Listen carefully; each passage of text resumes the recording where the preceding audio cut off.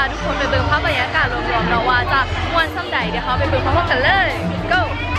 และตอนนี้เนาะนี่ก็คืออยู่ที่บูธบีแรงหรือว่าพันสองภาษาจะมีแบบมาได้เลยสนับสนุนการท่องเที่ยวลาวเนาะแล้วก็จะมีโมเดลของสถานที่ต่างๆในประเทศลาวโบจะเป็นในนครหลวงหรือว่าแขวงอื่นๆ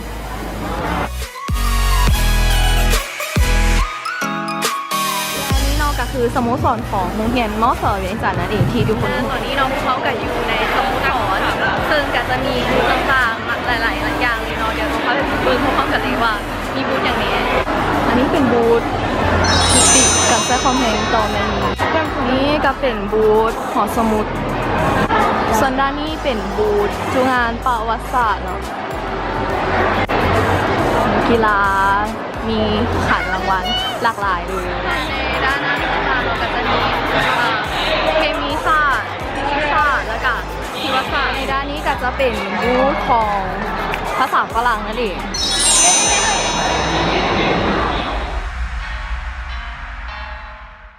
ตอนนี้ก็ตอบคำถามอยู่แล้วหนึ่งข้อค่ะได้เป็นการเรียน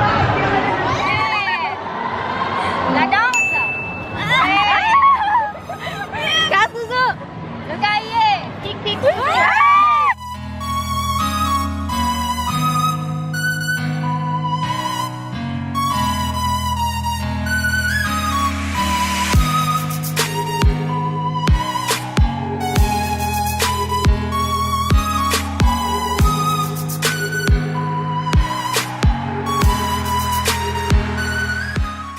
ตอนนี้น้องก็ออกมาจากสโมสรแล้วเดี๋ยวจะพาไปเบิ่งอาหารอยู่ที่บูธอาหารฝั่งนั้นเดี๋ยวเข้าไปดูพร้อมกันเลยว่าจะมีอาหารหลากหลายสไตล์เนาะ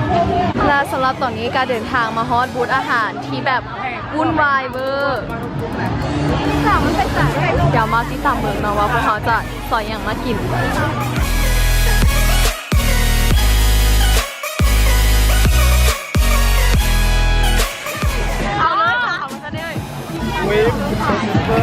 ยูฮานมีอย่างไรวันนี้นะฮานมีหลายอย่างเนี่ยคือน้องแล้วก็คอนเซ็ปต์ครีมแล้วก็ต้มไก่ไหมแล้วก็พี่อย่างต้มแซ่บไก่เนาะแซ่บโบแซ่บแบบกุซัดแซ่บอีลีแบบโบแซ่บแน่นอนกูมีคำว่าโบแซ่บเอามาต้มคืนได้แซ่บไหวมากแซ่บไหวมากแซ่บจริงๆอันนี้ไม่ต้มตำราปุ๊บแล้วเราทานดูโบอันนี้แซ่บอันนี้คือออริจินอลเลยเนาะออริจินอลแซ่บแล้วลอง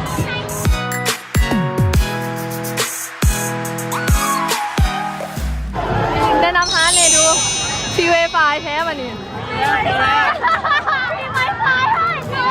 อาหารฟรีป่ะอาหารฟรีแนะนำฮาร์ดได้ไหมพอทำพอซื้อได้นี่นี่เป็นฮานาซีเนาะชื่อฮา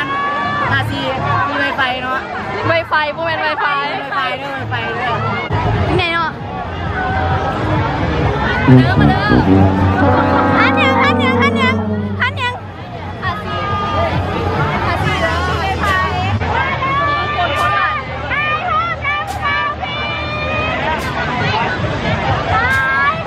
มาเด้อ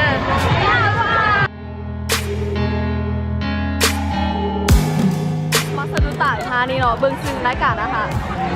ตำบลกิษณากาลียำวิปลาต้มแซ่บพาเพลินสุพักมันอยู่มาอย่างคือเป็นจะแซ่บแท้อันนี้ฮะของ53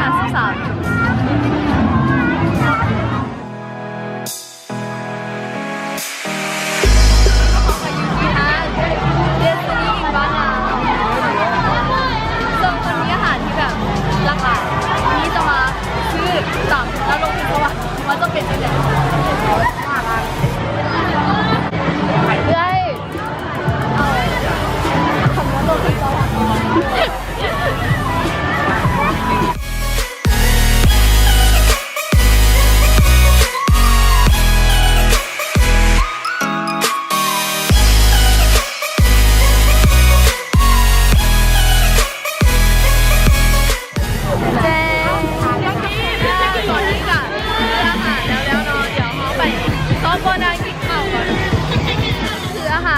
วยของเฮานั่นเอง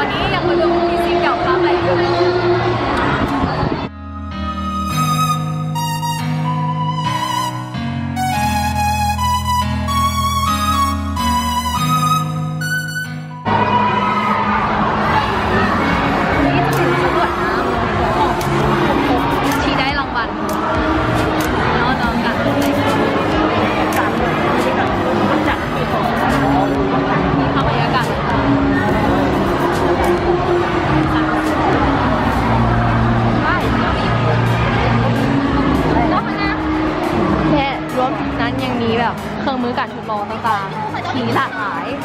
และแบบให้นักแข่งได้ทดลองได้สัมผัสกับตัวจริงเนาะและนั้นก็จะเป็นเครื่องไฟฟ้าสถิตคือคันที่สุดแล้วมันจะเกิดแบบว่าคล้ายๆกับว่าการสร้างไฟฟ้าด้วยเครื่องคือแบบสร้างเครื่องแต่จะใช้แห่งน้ำประมาณนี้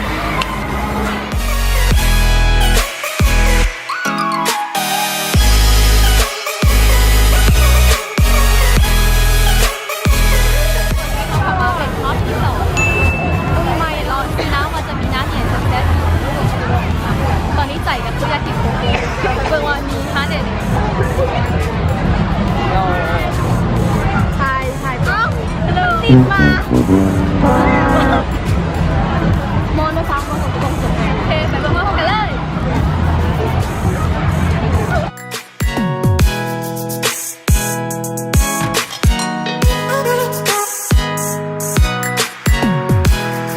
ไปหลอกซอกโกโก้ทัวร์ทุกฮานบอกให้เห็นสุดท้ายได้มาซื้อยูฮานคลาสเก่า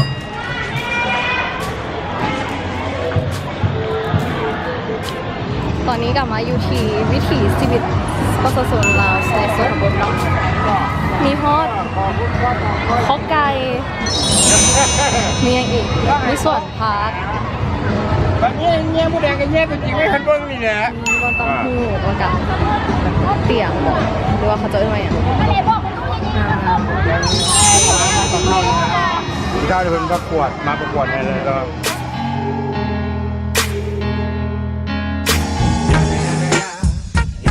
ตอนนี้วิดีโอกันได้จะสิ้นสุดแล้วทำมาแอร์ลืมกดไลค์กดแชร์แล้วก็ subscribe เจอกันใหม่ปีหน้า